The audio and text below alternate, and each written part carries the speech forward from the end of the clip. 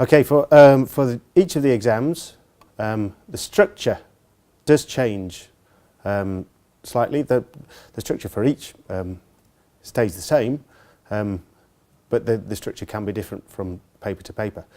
So again, using PCIM as an example, in section A there are 10 questions. They're worth 4 marks each, so 40% of the marks overall.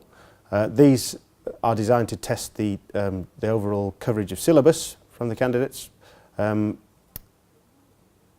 Section B is the only section of the paper which is optional, so there are 3 essays that candidates can choose from.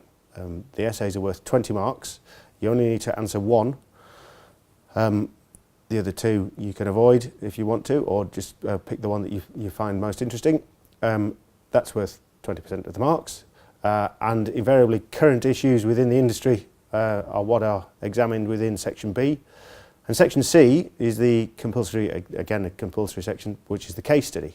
This is worth 40 marks. And this is the sort of thing that we have been told by our practitioners that candidates are expected, or practitioners are expected to do all day long, putting together, or having a look at the information that's given to them about a client and then giving them good advice. The Chief Examiner likens the PCIM exam to a GP exam in a medical setting. So it's not an exam for consultants. Background knowledge is important for fractures or cancer patients, and GPs need to be able to point these people in the right direction. They don't necessarily need to know all the ins and outs of everything, but they need to give people the right advice, the right people to go and see. I should point out the time allocation, the importance of time allocation in a 3-hour narrative exam.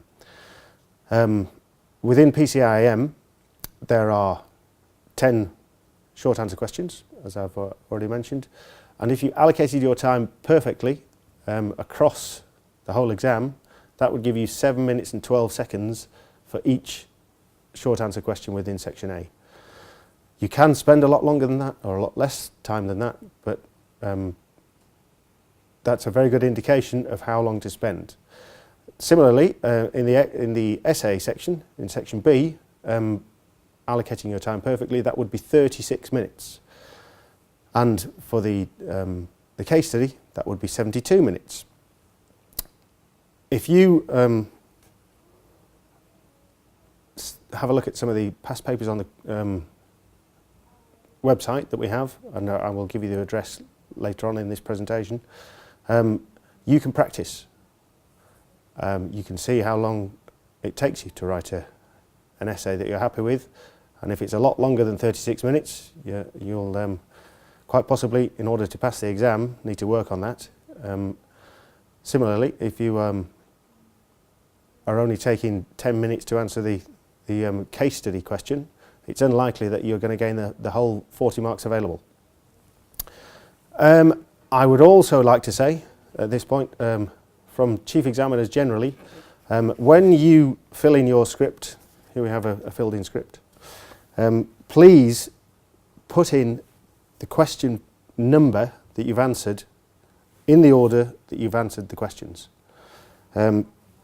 This helps the examiners as they go through your question paper, because they will write on the front as well the marks that they've awarded for each of your questions on the paper. You're not obliged to answer the questions in the order that they appear on the question paper, but please do make it clear, if you, whichever order you do them in, that you write on the front which order you have done. The question papers and the scripts are colour-coded, so for PCIM there's a gold band down the side, and there'll be a gold band on the question paper. So please check if you have a purple band on a question paper and a blue band on your script, or a red band on your script. It's possible scripts and question papers have got mixed up. Do just check on the front of both that you're in the right place.